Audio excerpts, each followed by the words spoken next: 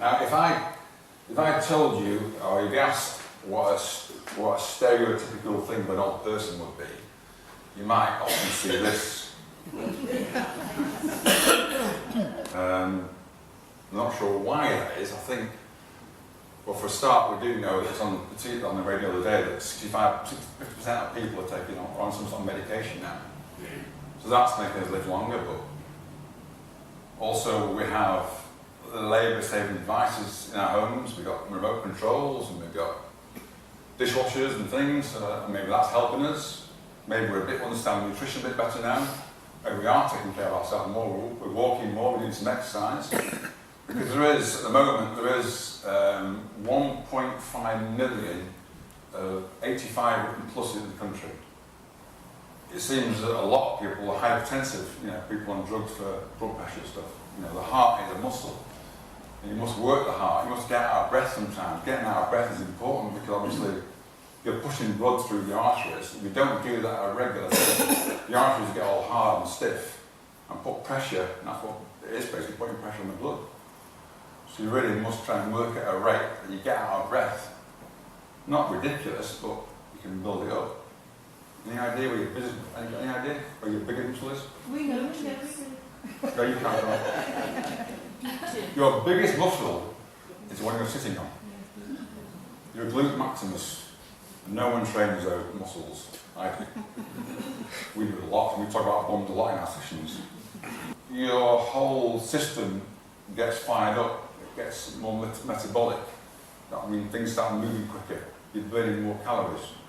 So I'll talk about it later, but muscle wastage is a massive, massive problem. Bit by bit. And these are what you call ADLs, basically activities of daily living. It's basically what you do to keep independent. 2, 5, let's go. 1, and down. 2, and down. 3, down. 4, keep driving your knees nice and wide, and 5, and relax. Okay. And then we out of breath. Do a little bit, and touch. Push up, and touch. Do this side. I'm working my glute maximus, I'm working my quads, the biggest muscle in the body, that's all I'm doing. I'm also working my heart at the same time, really working my heart rate at the same time. What we do is we get people to stand on one leg. Again, it's one you can do at home. This could be a kitchen service at home. Stand on one leg and put your leg out. And try and let go. 4, try and let go. So, again, you're working the big muscles of your leg and your glute muscles all being worked at the same time, improving your balance.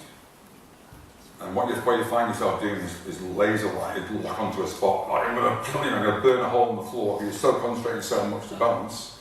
Slow it down, but try and use these a bit higher. And we do that. Now we bring the arms up in the air. And by bringing the arms up in the air, you're starting to work the heart rate as well now. So as soon as you put your arm right, your core's engaged, you're really starting to work hard now. You get out of breath, that's the idea of the walk, to get out of breath, get a bit sweaty and get out of breath. And that's how to start a walk. We're going all the way up. So we're reaching up and we're bending down. It's all the thing you do in life. Reach up for a shelf, you put something in a cupboard. That's all we do. And we change sides, reach up here. So Paul, you're doing some balance work here, just balancing on her leg. She's going down a little bit, she's really working her leg. She's going to try not to touch that blue thing as much as you can. It's there if she needs to. And Paul, you're doing some stand and sits. And Trevor's doing some just stands on a stair. Now, for about 15 times, my heart is going to start racing. And then you're going to see my voice. I'm going to be out of breath quite soon. This is I can through quite a lot of this to get me going. But if I kept doing this, eventually, obviously this is not overloading me that much. I would need probably some double it to overload me. You've got to turn up. It's like you clean your teeth every day. You get a shower every day. It's just a habit you do. Exercise just should be a habit.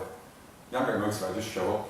Just drag yourself to the centre and train. And when you come out, you feel 10 times better.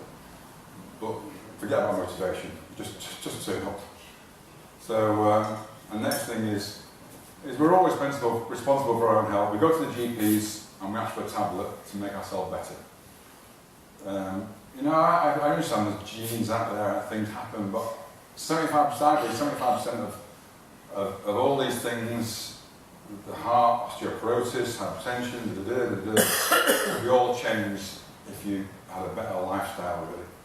So I think we should be responsible for our own health, to keep ourselves fit and strong, and a big word, independent, which means eating well, sleeping well, exercising often.